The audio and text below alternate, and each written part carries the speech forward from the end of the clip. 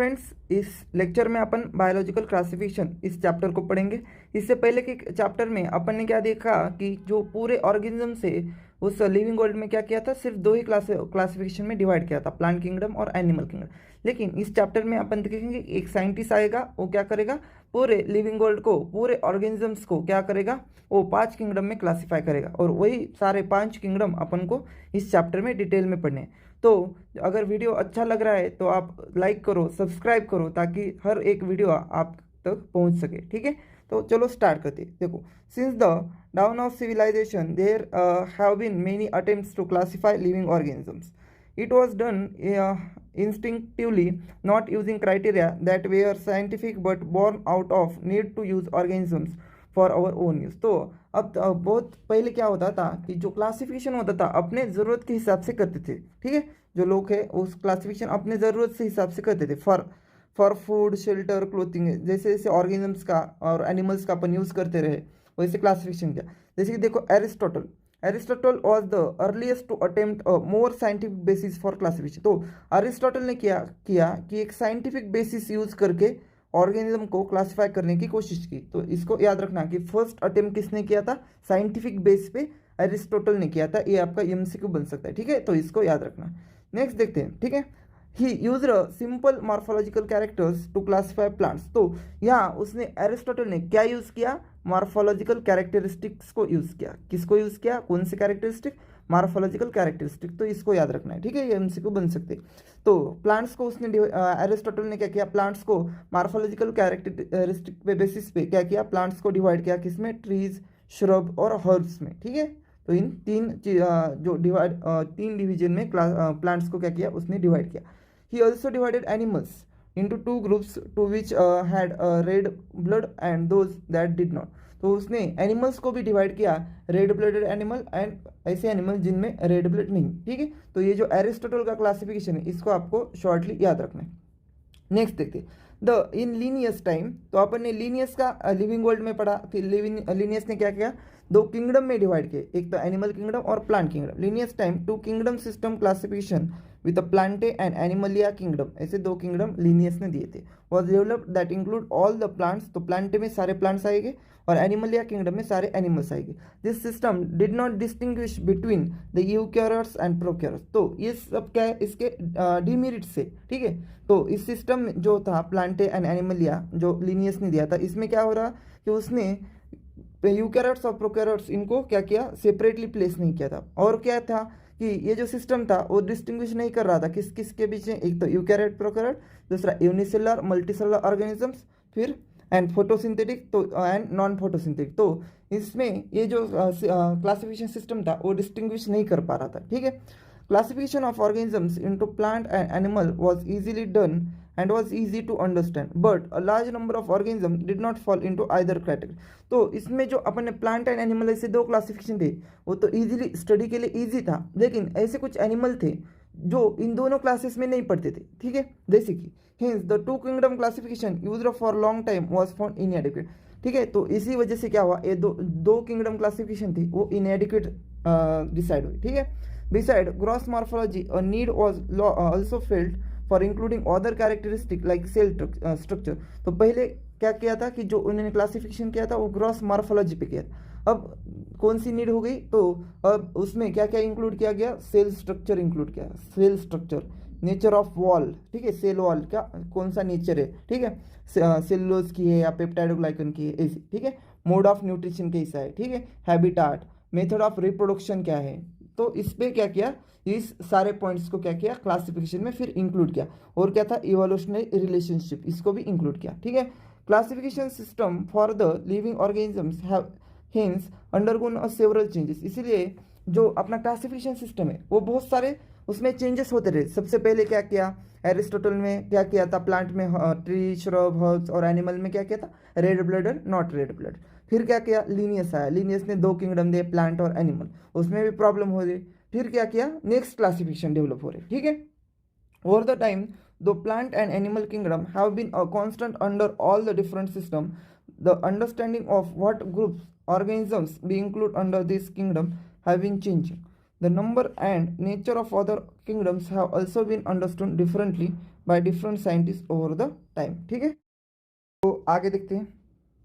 तो चलो अब नेक्स्ट देखते हैं। तो नेक्स्ट क्या दिया है इधर, देखो 5 किंगडम क्लासिफिकेशन का एक टेबल दिया है कि हर एक किंगडम में क्या क्या डिफरेंसेस होते हैं वो इन्होंने इधर दिया है। तो on the basis of cell type, cell wall, nuclear membrane, body organisation and mode of nutrition, इस पे बेसिस पे ना उन्होंने 5 किंगडम में क्या किया है, सारे ऑर्गेनिजम्स को डिवाइड किया है और उसके वो इधर थोड़े से उन्होंने क्या दिए, कैरेक्टरिस्टिक दिए। तो ये आपको टेबल याद होना चाहिए, ये टेबल मोस्ट इंपॉर्टेंट है, बहुत ही इंपॉर्टेंट ये टेबल है। ठीक है, इस टेबल को अपन डिस्कस करेंगे। इससे पहले यहाँ नीचे देखते हैं कि ये 5 किंगडम क्लासिफिकेशन किसने दिया है। ठीक है, तो एक साइंटिस्ट है R.H. विटाकर। तो इस साइंटिस्ट ने R.H. विटाकर ने 1969 में क्या किया, 5 किंगडम क्लासिफिकेशन को दिया है। ठीक है, तो ये आपको याद रखना चाहिए कि जो इसका तो आपको ये ईयर आपको याद होना चाहिए और इस साइंटिस्ट का जो नाम है ये आपका एमसीक्यू बन सकता है। ठीक है, तो 5 किंगडम क्लासिफिकेशन किसने दिया है, R.H. विटाकर ने। The kingdom defined by him were named as a Monera. तो देखो जो इस साइंटिस्ट ने किंगडम दिए थे उनके नाम क्या कहते हैं, पहले था Monera, protista, fungi, Plantae and Animalia, ऐसे 5 किंगडम थे। ठीक है, तो ये 5 किंगडम के नाम आपको याद होना चाहिए। The main criteria for classification used by him include cell structure. तो देखो इसके क्लासिफिकेशन में कौन कौन से उसने कैरेक्टरिस्टिक को कंसिडर किया। तो सबसे पहले कौन सा था, सेल स्ट्रक्चर, सबसे पहले सेल स्ट्रक्चर था, फिर बॉडी ऑर्गेनाइजेशन था, mode of nutrition, reproduction and phylogenetic relationship. तो इन सब कैरेक्टरिस्टिक को उसने ध्यान में रख के क्या किया था, क्लासिफिकेशन किया था। ठीक है, अब उन्होंने बताया कि टेबल 2.1 को एक बार देख लो। ठीक है, वहाँ कंपैरिजन दिया है हर एक किंगडम में। तो इस टेबल को अपन एक बार पढ़ते हैं। देखो Monera, protista, fungi, Plantae, animal है, ये 5 किंगडम है। ठीक है, अब देखते हैं सेल टाइप, हर एक में कौन से टाइप की सेल होती है। जैसे कि मोनेरा एक ही ऐसा किंगडम है जिसमें क्या होता है, प्रोकैरियोटिक सेल टाइप होती है। ठीक है, एक ही किंगडम है जिसमें प्रोकैरियोटिक सेल टाइप होती है, तो ये आपको याद रह सकता है इजीली। ठीक है, बाकी सारे यूकैरियोट्स है। ठीक है, यूकैरियोट्स। नेक्स्ट देखो सेल वॉल, सेल वॉल में मोनेरा में कौन सी टाइप की सेल होती है, तो इसकी नॉन सेलुलोजिक सेल वॉल होती है। ठीक है, तो non cellulosic cell wall Monera में होती है। अब इसमें प्रोटिस्टा में प्रेजेंट लिखा है। ठीक है, प्रेजेंट इन सम, तो सम ऑर्गेनिज्म में सेल वॉल प्रेजेंट होती है, सब में एब्सेंट होती है। ठीक है, तो ये आपको याद होना चाहिए। फंगाई में प्रेजेंट होती है, लेकिन जो सेल वॉल है उसमें क्या होता है, काइटिन होता है। ठीक है, सेल वॉल में काइटिन होता है, और इसके जो मोनेरा के सेल वॉल में क्या होता है, पॉलीसेकेराइड प्लस अमाइनो एसिड। तो ये जो कंटेंट है इसके बारे में थोड़ा सा आपको याद होना चाहिए। तो फंगाई में काइटिन होता है, प्लांटे में तो प्रेजेंट होता है जो कि सेलुलोजिक होती है, ये सबको पता है, और एनिमलिया में एब्सेंट होता है। ठीक है, ठीक है। अब नेक्स्ट देखते हैं न्यूक्लियर मेम्ब्रेन। देखो इसमें भी एक ही याद रखना है, मोनेरा जिसमें न्यूक्लियर मेम्ब्रेन एब्सेंट होता है, बाकी सब में क्या है, न्यूक्लियर मेम्ब्रेन प्रेजेंट है। ठीक है, सिंपल है, इसको याद रख सकते हैं। बॉडी ऑर्गेनाइजेशन देखते हैं। देखो पहले जो 2 किंगडम है इसमें सेलुलर बॉडी ऑर्गेनिज्म है। ठीक है, सेलुलर बॉडी ऑर्गेनाइजेशन है, इसका मतलब क्या है, एक सिंगल सेल से ये ऑर्गेनिज्म डेवलप होते हैं, सिंगल सेल होती है इनके बॉडी ऑर्गेनाइजेशन। ठीक है, फिर फंगाई में मल्टी सेलुलर होता है और लूज टिश्यू होता है, फंगाई में मल्टी सेलुलर और लूज टिश्यू होता है, और प्लांटे में टिश्यू होता है और ऑर्गन्स होते हैं। ठीक है, प्लांटे में टिश्यू और ऑर्गन, और एनिमल्स में क्या होता है, टिश्यू, ऑर्गन और ऑर्गन सिस्टम होता है। तो जैसे जैसे अपन मोनेरा टू एनिमलिया जा रहे हैं वैसे वैसे क्या होता है, डेवलपमेंट होता जाता है और कॉम्प्लेक्सिटी बढ़ती रहती है। ठीक है, तो यहाँ एनिमलिया में ऑर्गन सिस्टम आता है लास्ट में।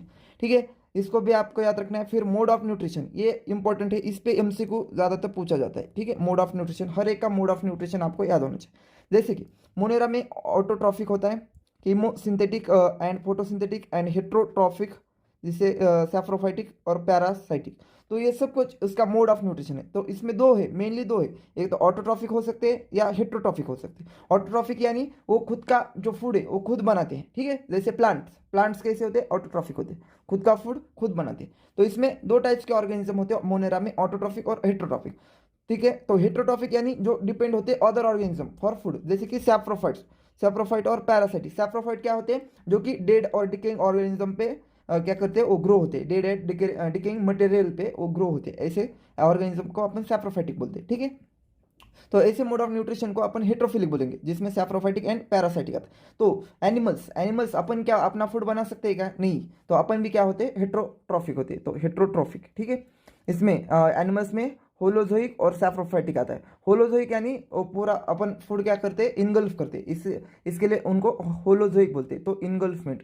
ठीक है, इनगल्फमेंट को होलोजोइक बोलते हैं, इनगल्फमेंट। ठीक है, और सैप्रोफाइटिक भी होते हैं कुछ एनिमल्स, ठीक है। तो ये तीन तो समझ में आ गया, तीन तो अपना सॉर्ट आउट हो गया। एक तो मोनेरा का, एक तो एनिमलिया का सबको पता चला कि ऑटोट्रॉफिक होते, सॉरी प्लांट का ऑटोट्रॉफिक होते, और जो एनिमल्स है वो हेट्रोट्रॉफिक होते, समझ में आया। फिर प्रोटिस्टा, प्रोटिस्टा में सारे ऑटोट्रॉफिक होते लाइक अ प्लांट, ठीक है। ऑटोट्रॉफिक जिसमें फोटोसिंथेटिक एंड हेट्रोट्रॉफिक तो दोनों होते, ठीक है। ऑटोट्रॉफिक प्लस हेट्रोट्रॉफिक दोनों होते। ऑटोट्रॉफिक यानी जो फोटोसिंथेसिस करते, ठीक है, खुद का फूड खुद बनाते, ठीक है। और हेट्रोट्रॉफिक भी होते। तो ये ऑटोट्रॉफिक हेट्रोट्रॉफिक दोनों होते प्रोटिस्टा में। फंगाई में ओनली हेट्रोट्रॉफिक होते, ठीक है, लाइक एनिमल्स। फंगाई में लाइक एनिमल्स ओनली हेट्रोट्रॉफिक होते, और इसमें दो होते सैप्रोफाइटिक और पैरासाइटिक, ठीक है। तो आप सबको पता है कि फंगा खुद का फूड खुद नहीं बनाता। फंगा क्या करता है, डेड और डिकेइंग मैटर पे ग्रो होता है, तो इसके लिए अपन उसको हेट्रोट्रॉफिक बोलते हैं, ठीक है। तो ये टेबल आपको समझ में आया, एक बार और पढ़ लेना, आपको इजीली समझ में आ जाएगा, ठीक है। अब अपन नेक्स्ट देखते हैं, ठीक है। देखो, the three domain system has also been proposed that divides the kingdom Monera into two domains. तो एक और सिस्टम था क्लासिफिकेशन का, थ्री डोमेन सिस्टम। इस थ्री डोमेन सिस्टम ने क्या किया, मोनेरा को क्या किया, दो डोमेन में डिवाइड किया। तो मोनेरा को दो डोमेन में उसने क्या किया, डिवाइड किया, ठीक है। देखते हैं उसमें क्या क्या होता है। तो living the remaining eukaryotic kingdoms, तो इसमें क्या किया, पहले तो 5 किंगडम थे, उसमें 3 डोमेन में क्या किया, मोनेरा के 2 टाइप्स कर दिए, तो अब क्या होगा, उसके 6 किंगडम होंगे, ठीक है। तो living the remaining eukaryotic kingdoms in the third domain and thereby 6 kingdom classification. इसके लिए फिर क्या बना, उसका 6 किंगडम क्लासिफिकेशन बना, ठीक है। अपन उसके बारे में आगे हायर क्लासेस में पढ़ेंगे, तो अब यहाँ उसका कोई इंपॉर्टेंट नहीं, ठीक है। और let us look at 5 kingdom. तो अपने लिए इंपॉर्टेंट क्या है, 5 kingdom classification to understand the issue and consideration that influence the classification system. Earlier classification system included bacteria, blue green algae, fungi, mosses, fern, gymnosperm, angiosperm. तो ये सब अपन plant kingdom में देखते हैं कि क्या क्या होता है, bacteria, blue green algae, fungi, mosses, fern, gymnosperm, angiosperm under plant. तो ये सब किस में आते, प्लांट्स में आते। तो पहले के दिनों में बैक्टीरिया को भी क्या किया था, प्लांट में क्लासिफाई किया था। क्यों, क्योंकि बैक्टीरिया के पास क्या था, सेल वॉल था, ठीक है, इसलिए उसने उसको प्लांट में कंसिडर किया था। The characters that unified this whole kingdom was that all the organisms included had cell wall. तो इसमें मेन कैरेक्टरिस्टिक, कौन से कैरेक्टरिस्टिक पे बेसिस पे इन ऑर्गेनिज्म को डिवाइड किया था, सेल वॉल। तो उनके पास सेल वॉल थी, इसलिए सबको क्या किया, पहले प्लांट इस किंगडम में डाल दिया, ठीक है। नेक्स्ट देखते हैं, this placed together groups which widely deferred in other characters. तो इनमें देखो, एक तो बैक्टीरिया है, एक में प्लांट है, तो एक ही किंगडम में बैक्टीरिया भी है और प्लांट भी है। तो इनके एक, ठीक है, एक कैरेक्टरिस्टिक तो सेम है कि सेल वॉल है, लेकिन बाकी के जो मेजर कैरेक्टरिस्टिक थे वो उसमें डिफरेंट थे, ठीक है। It brought together the prokaryote. तो बैक्टीरिया क्या होता है, प्रोकैरियोटिक होता है। तो इस किंगडम में क्या हुआ, प्रोकैरियोटिक जो होता है, brought together prokaryotic and the blue green algae जो कि साइनोबैक्टीरिया है, with other group which were eukaryote. तो प्रोकैरियोट और साइनोबैक्टीरिया किसके साथ आ गए, यूकैरियोट के साथ आ गए, ठीक है। It also grouped together the unicellular organisms and multicellular organisms. तो इसमें एक भी हो गया कि यूनिसेलुलर और मल्टीसेलुलर एक ही साथ आ गए, तो ये नहीं करना था, ठीक है, अपन को सेपरेट डिवीजन करना था सबका, ठीक है। तो ये हो गया उसमें। फिर से for example Chlamydomonas and Spirogyra were placed together under algae, ठीक है। तो जो क्लामाइडोमोनास एंड स्पायरोगेरा है वो अल्गी में प्लेस किए गए। The classification did not differentiate between the heterophilic group like fungi and the autotrophic green plants, though they also showed a characteristic difference in their cell wall. तो अब देखो, cell wall तो fungi के पास भी है, chitin की cell wall, ठीक है। लेकिन एक और फीचर क्या है कि फंगाई जो है हेट्रोट्रॉपिक होता है और प्लांट जो होते हैं वो ऑटोट्रॉफिक होते हैं। तो ये डिफरेंट कैरेक्टरिस्टिक वाले ऑर्गेनिज्म साथ में आ गए, ठीक है। तो ये अपन को नहीं करना था, ठीक है। Like fungi had a chitin cell wall in their cell wall while the green plants have cellulosic cell wall, ठीक है। तो ये अलग अलग डिफरेंट कैरेक्टरिस्टिक ऑर्गेनिजम्स एक साथ आ गए, लेकिन अपन को तो क्या करना था कि एक ऐसे ग्रुप बना था जिसमें सबके कैरेक्टरिस्टिक सेम हो, ठीक है। When such characteristic were consider the fungi were placed in separate kingdom. फिर क्या किया, देखो फिर क्या किया कि देखो फंगाई के पास एक सेपरेट सेल वॉल है, ठीक है जी, जो कि किसी से मिलती जुलती नहीं, काइटिन की सेल वॉल, ठीक है। इसीलिए क्या किया, फंगाई को एक सेपरेट किंगडम में प्लेस किया, जिसको बोला अपन ने किंगडम फंगाई, ठीक है। तो पहले 2 ही किंगडम थे, प्लांट, एनिमल। फिर एक और डेवलप हुआ जिसमें क्या किया कि फंगाई को सेपरेट किया, और कौन सा किंगडम बना, किंगडम फंगाई, ठीक है। अब देखो, all prokaryotic organisms were grouped. देखो, तो अब तक अपने पास कितने किंगडम हो गए, यहाँ तक 3 किंगडम हो गए, ठीक है। Plantae, Animalia and fungi kingdom, ये एक बना।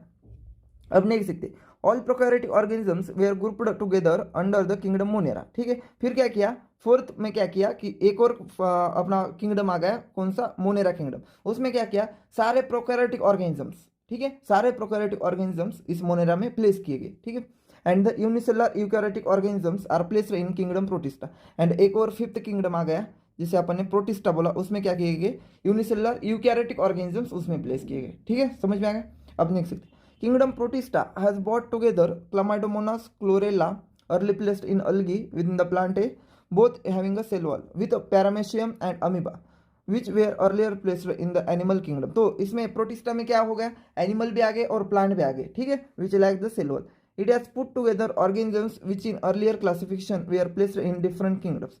This happened because the criteria for classification changed. ठीक है, this kingdom of changes will takes place in future too depending on the improvement in our understanding of characteristic and evolutionary relationship।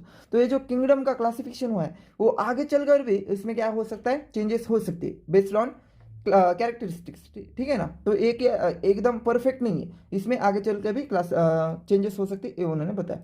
Over time as attempt has been made to evolve a classification system which reflect not only the morphological, physiological and reproductive similarities but it also phylogenetic that is based on evolutionary relationship। तो पहले के classification में क्या किया जाता था, only morphological, physiological, reproductive characteristic को क्या किया जाता, कंसीडर किया जाता। लेकिन आगे जैसे जैसे स्टडी एडवांस होती गई उसमें क्या किया जाए, फाइलोजेनेटिक रिलेशनशिप को भी इन्वॉल्व किया गया। फाइलोजेनेटिक यानी इवोल्यूशनरी रिलेशनशिप। ठीक है, अब देखते in this chapter we will study characteristics of the kingdom Monera Protista fungi of the Whittaker system of classification। The kingdom Plantae and Animalia commonly referred as a plant and animal kingdom separately। अपन ने जो third and fourth chapter है उसमें separately अपन को plant and animals को पढ़ना है। इस chapter में अपन सिर्फ 3 को पढ़ेंगे, मोनेरा, प्रोटिस्टा एंड फंगा। तो अब देखते हैं अपन अपना फर्स्ट किंगडम, किंगडम मोनेरा। ठीक है, अब देखो किंगडम मोनेरा में क्या थे, सारे प्रोकैरियोटिक ऑर्गेनिजम्स। ठीक है, सारे prokaryotics, all prokaryotics, all prokaryotics किस में आते हैं, किंगडम मोनेरा में आते हैं। ठीक है ना, अब नेक्स्ट देखते हैं। देखो बैक्टीरिया, ऑल प्रोकैरियोट्स, जिस प्रोकैरियोट्स यानी बैक्टीरिया होते हैं मोस्टली, उसमें bacteria are the sole member of this kingdom. तो इस किंगडम में कौन है, मेनली बैक्टीरिया होते हैं। ठीक है, kingdom Monera they are the most abundant micro organisms. Bacteria occur almost everywhere. Hundreds of bacteria are present in a handful of soil. अगर अपन ने एक मुट्ठी सॉइल ली तो उसमें हंड्रेड्स ऑफ बैक्टीरिया प्रेजेंट हो सकते हैं। They also live in extreme habitat such as a hot spring. तो एकदम हॉट स्प्रिंग पे भी बैक्टीरिया रह सकता है, डेजर्ट में भी हो सकता है, स्नो में हो सकता है, एंड डीप ओशन में बैक्टीरिया प्रेजेंट हो सकते हैं, where very few other life forms can survive. Many of them live in or other organisms as a parasites. तो सम बैक्टीरिया क्या कर सकते हैं कि दूसरे ऑर्गेनिज्म के बॉडी पे सर्वाइव करते हैं। ठीक है ना, दूसरे ऑर्गेनिज्म के बॉडी पे रहते हैं, तो उन्हें क्या बोलते हैं अपन, पैरासाइट्स बोलते हैं। ठीक है, अब bacteria are grouped under 4 categories. अब बैक्टीरिया के भी क्या किए, 4 कैटेगरीज कर दिए। कौन कौन से, बेस्ड ऑन देयर शेप। तो based on their shape bacteria के 4 कैटेगरीज हो गए। कौन कौन से, एक तो स्पेरिकल, जैसे अपन ने कोकस बोला। ठीक है, स्पेरिकल कोकस, प्लूरल होगा तो कोकाई बोलेंगे। रॉड शेप्ड बैसिलस होता है, स्पेरिकल कोकस, रॉड शेप्ड बैसिलस। ठीक है, द कोमा शेप्ड विब्रियम होता है, और लास्ट होता है स्पाइरल। स्पाइरल कौन सा होता है, स्पिरिलम, जिसे अपन स्पिरिला बोल सकते हैं। तो ऐसे 4 क्लासिफिकेशन हो गए बैक्टीरिया के। बैक्टीरिया के टोटल 4 क्लासिफिकेशन हो गए। पहला तो कौन सा है, अपना स्पेरिकल कोकाई। तो स्पेरिकल होता है कोकाई, रॉड शेप्ड होता है अपना बैसिलस, बैसिलस ये रॉड शेप में होता है। फिर कौन सा होता है अपना विब्रियो, जो कि कोमा शेप्ड होता है, विब्रियम, और स्पाइरल शेप होता है स्पिरिलम, स्पाइरल शेप स्पिरिलम। तो इनका शेप और इसके एक एक एग्जांपल ये आपको याद होना चाहिए। तो ये हो गया स्पेरिकल, ये हो गया रॉड शेप, ये स्पाइरल, ये विब्रियो कोमा शेप। ठीक है, समझ में आ गया। दो the bacteria structure is very simple. अब अपन को दिखने में ये बहुत ही सिंपल दिख रहा है कि ये राउंड है, ये रॉड शेप है, ये स्पाइरल है। ठीक है ना, they are very complex in behaviour. तो उनका जो बिहेवियर होता है वो वेरी कॉम्प्लेक्स होता है। तो ये आपकी जो लाइन है वो पूरी लाइन आपके लिए इंपॉर्टेंट है, इस पर आपका एमसीक्यू बन सकता है। ठीक है, तो इस पर एमसीक्यू बनेगा। बैक्टीरिया क्या होते हैं, simple in structure but complex in behaviour. ठीक है, compare to many other organisms bacteria as a group show most extensive metabolic diversity. तो जो मेटाबॉलिक डाइवर्सिटी होती है वो बैक्टीरिया में सबसे ज़्यादा होती है। ठीक है, ये भी आपका एमसीक्यू बन सकता है। ठीक है, मेटाबॉलिक डाइवर्सिटी, कौन सी डाइवर्सिटी, मेटाबॉलिक। ठीक है, नेक्स्ट देखते हैं। Some of the bacteria are autotrophic. तो कुछ बैक्टीरिया ऑटोट्रॉफिक होते हैं जो कि खुद का फूड खुद बनाते हैं। They synthesise their own food from inorganic substrate, ठीक है। दे मे बी अब ऑटोट्रॉफिक में और दो टाइप्स होते हैं, एक तो फोटोसिंथेटिक ऑटोट्रॉफिक और कीमोसिंथेटिक ऑटोट्रॉफिक, ठीक है। फिर फोटोसिंथेटिक यानी जो लाइट का यूज़ करके फूड बनाए, और कीमोसिंथेटिक यानी कुछ केमिकल्स का यूज़ करके वो क्या करते हैं, अपना फूड बनाते हैं। Next, the vast majority of the bacteria are heterotrophic. तो देखो मेजोरिटी ऑफ बैक्टीरिया हेटेरोट्रॉफिक होते हैं, लेकिन सम जो होते हैं वो ऑटोट्रॉफिक होते हैं। तो इस पे भी आपका क्या है, ट्रू एंड फॉल्स बन सकता है कि some bacteria are autotrophic and vast majority of bacteria autotrophic, ठीक है। They depend on other organisms or on dead organic matter for food. तो अदर ऑर्गेनिजम्स यानी पैरासाइटिक होते हैं, तो अदर ऑर्गेनिजम्स पे डिपेंड होने वाला पैरासाइटिक होता है, ठीक है, पैरासाइटिक। और जो डेड ऑर्गेनिक मैटर पे डिपेंड होता है उसे अपन बोलते हैं सैप्रोफाइटिक, ठीक है, सैप्रोफाइटिक। तो ये इनका मोड ऑफ जो न्यूट्रिशन है वो क्या है, इसमें डाइवर्सिटी बहुत है। तो अपन इधर लिखते हैं कि जो बैक्टीरिया है, बैक्टीरिया में मेनली दो टाइप्स के होते हैं बैक्टीरिया। जो मोड ऑफ न्यूट्रिशन है उसका मेनली दो टाइप्स का होता है, एक तो होता है ऑटोट्रॉफिक, ठीक है, ऑटोट्रॉफिक, और दूसरा होता है हेटेरोट्रॉफिक। अब जो ऑटोट्रॉफिक होता है इसमें भी दो टाइप्स होते हैं, एक तो फोटोसिंथेटिक और जो दूसरा होता है कीमोसिंथेटिक, ठीक है, कीमोसिंथेटिक। और जो हेटेरोट्रॉफिक है उसमें दो होते हैं, एक तो सैप्रोफाइटिक जो डेड ऑर्गेनिज्म पे सर्वाइव करे, और दूसरा होता है पैरासाइटिक जो अदर ऑर्गेनिज्म पे सर्वाइव करे, लाइव ऑर्गेनिज्म, ठीक है, लाइव ऑर्गेनिज्म। अब नेक्स्ट देखते हैं आर्की बैक्टीरिया। ये जो किंगडम मोनिरा है इसके अंदर एक ग्रुप है आर्की बैक्टीरिया, ठीक है। आर्की बैक्टीरिया एक होता है, दूसरा होता है यू बैक्टीरिया। देखो आर्की बैक्टीरिया, दिस बैक्टीरिया, तो ये पूरा जो पैराग्राफ है ना ये बहुत इंपॉर्टेंट है, यहाँ से एमसीक्यू मोस्टली आते हैं, ठीक है, एमसीक्यू आते हैं। तो देखो this bacteria are special since they live in some of the most harsh habitat. तो ये जो ग्रुप वाले बैक्टीरिया है ये मोस्ट हार्श हैबिटेट में रहते हैं, जैसे कि एक्सट्रीम साल्ट एरिया। तो एक्सट्रीम साल्ट एरिया जहाँ बहुत सलाइनिटी है ना, हेलोफाइल्स बोलते हैं, ऐसे ऑर्गेनिज्म को अपन हेलोफाइल्स बोलते हैं। तो ये आपका इनका नाम याद रखना है कि जो साल्ट में रहते हैं उन्हें हेलोफाइल्स बोलते हैं। हॉट स्प्रिंग, तो हॉट स्प्रिंग में रहने वाले थर्मोएसिडोफाइल्स बोलते हैं, तो ये भी आपको याद रखना है। मार्शी एरियाज में जो रहते हैं उन्हें मिथेनोजेंस बोलते हैं। तो ये जो तीनों नाम से आपको याद रखना है। देखो archaebacteria differ from other bacteria, तो ये जो डिफरेंस है आर्के बैक्टीरिया का ये आपको याद रखना है, क्या है, in having different cell wall structure and this feature is responsible for their survival in extreme condition. तो आर्के बैक्टीरिया की जो सेल वॉल है उसका जो सेल वॉल होता है वो डिफरेंट होता है अदर बैक्टीरिया से, इसीलिए वो हार्श कंडीशन में सर्वाइव कर सकते हैं। अब नेक्स्ट देखते हैं, methanogens are present in the gut of several ruminant animals such as cows and buffaloes. तो ये जो मिथेनोजेंस होते हैं वो इनके गट में होते हैं, काउज एंड बफेलोस के, and they are responsible for the production of methane. तो ये आपको याद रखना है। अपन ने जो बायोगैस प्लांट अपना ये बायोगैस प्लांट जो देखा अपन ने ह्यूमन जो माइक्रोस इन ह्यूमन वेलफेयर इस चैप्टर में, तो इसमें बताया कि जो गट होता है इनका काउज और बफेलो का, वहाँ मिथेनोजेंस होते हैं जो कि मीथेन प्रोडक्शन करने में हेल्प करते हैं फ्रॉम द डंग, ठीक है, ऑफ दिस एनिमल्स। तो ये जो पैराग्राफ है ये आपको इंपॉर्टेंट है। इसमें से एक तो ये कहाँ रहते हैं और वहाँ रहने वाले बैक्टीरिया को क्या नाम दिया जाता है वो याद रखना। उनके सेल वॉल में कुछ तो अपना सेल वॉल में कुछ डिफरेंट होता है, इसीलिए वो क्या कर सकते हैं, इसे हार्श कंडीशन में रह सकते हैं, ये आपको याद रखना। अब नेक्स्ट देखते हैं यू बैक्टीरिया, ये भी इंपॉर्टेंट है, ठीक है, यू बैक्टीरिया ये भी इंपॉर्टेंट है, यहाँ भी कुछ फीचर्स होते हैं, ठीक है। There are thousands of different eubacteria और ट्रू बैक्टीरिया, यू बैक्टीरिया को अपन ट्रू बैक्टीरिया बोलते हैं। They are characterise by the presence of rigid cell wall, तो इनके पास रिजिड सेल वॉल होती है, एंड इफ मोटाइल फ्लैजेलम। देखो अगर ये बैक्टीरिया पहले तो नॉन मोटाइल होता है, अगर ये मोटाइल होगा, ठीक है, इफ मोटाइल तो इसके पास फ्लैजेलम होगा। तो मोटिलिटी किसकी वजह से होगी, फ्लैजेला जो होता है वो मोटिलिटी में हेल्प करता है, अपन ने देखा है, ठीक है। तो इसके अगर मोटाइल होगा तो इसके पास फ्लैजेलम होगा, ठीक है। Next, the cyanobacteria also refer to as a blue green algae. तो साइनोबैक्टीरिया को अपन क्या बोलते हैं, ब्लू ग्रीन अल्गी बोलते हैं। हैव क्लोरोफिल ए होता है इसके पास, सिमिलर टू ग्रीन प्लांट। तो ग्रीन प्लांट में क्या होता है, क्लोरोफिल ए होता है, तो वही क्लोरोफिल ए साइनोबैक्टीरिया में भी प्रेजेंट होता है, ये आपको याद रखना है। एंड इसीलिए जो साइनोबैक्टीरिया होते हैं वो फोटोसिंथेटिक ऑटोट्रॉफ्स होते हैं। तो क्या होते हैं, फोटोसिंथेटिक ऑटोट्रॉफ्स, क्योंकि उनके पास क्लोरोफिल ए है तो वो फूड अपना सिंथेसिस कर सकते हैं, ठीक है। द साइनोबैक्टीरिया आर यूनिसेलर, तो ये जो फीचर है साइनोबैक्टीरिया का ये आपको याद रखना है कि यूनिसेलर होता है, कॉलोनियल होता है और फिलामेंटस भी होता है, फ्रेश वाटर और मराइन और टेरेस्ट्रियल अलगी, ठीक है। तो ये फ्रेश वाटर में भी होती है, मराइन में भी होती है और टेरेस्ट्रियल भी होती है, ठीक है। तो ये आपको याद रखना है इसकी habitat. The colonies are generally surrounded by the gelatinous sheath, तो ये आपका एमसीक्यू बन सकता है, ठीक है। जो कॉलोनीज होती है साइनोबैक्टीरिया की वो किससे सराउंड होती है, जिलेटिनस शीट। तो यहाँ दिखा है म्यूसिलेजिनस शीट है, ठीक है, ये ब्लूइश वाला म्यूसिलेजिनस सीड, ठीक है।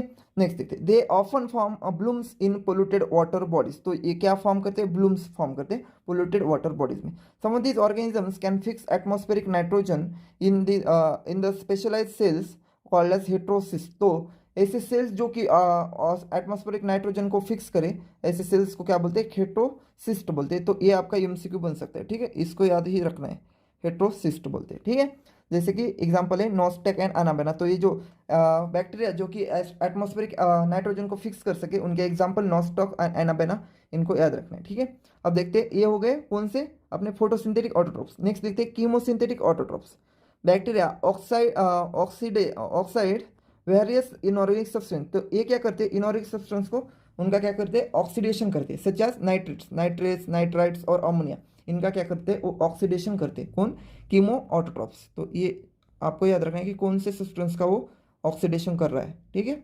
And use the release energy for the ATP production. तो ये जो नाइट्राइट और अमोनिया, इसका ऑक्सीडेशन करने के बाद जो एनर्जी मिलती है वो एटीपी प्रोडक्शन के लिए यूज करते हैं, ठीक है। They play a great role in recycling nutrient. तो ये भी आपको याद रखना है कि कौन कौन से न्यूट्रिएंट का रिसाइकलिंग करने में वो हेल्प करते हैं। तो कौन कौन सा, nitrogen, phosphorus and iron and sulphur. तो ये चार जो न्यूट्रिएंट है, ये आपके लिए एमसीक्यू बोल सकते हैं। इन चार न्यूट्रिएंट का वो रिसाइकलिंग करने में आपको हेल्प करते हैं, ठीक है। कौन, साइनोबैक्टीरिया, ठीक है। अब नेक्स्ट देखते हैं अपन heterotrophic bacteria. Heterotrophic bacteria are the most abundant in nature, the majority are important and important decomposer. जो हेट्रोट्रोफिक बैक्टीरिया होती है, हेट्रोट्रोफिक यानी जो दूसरों पे डिपेंड है अपने फूड के लिए। जैसे कि उसमें दो टाइप्स होते हैं, सैप्रोफाइटिक एंड पैरासाइटिक। आपने इधर ऊपर देखा कि हेट्रोटाइप में दो होते हैं, सैप्रोफाइटिक, पैरासाइटिक।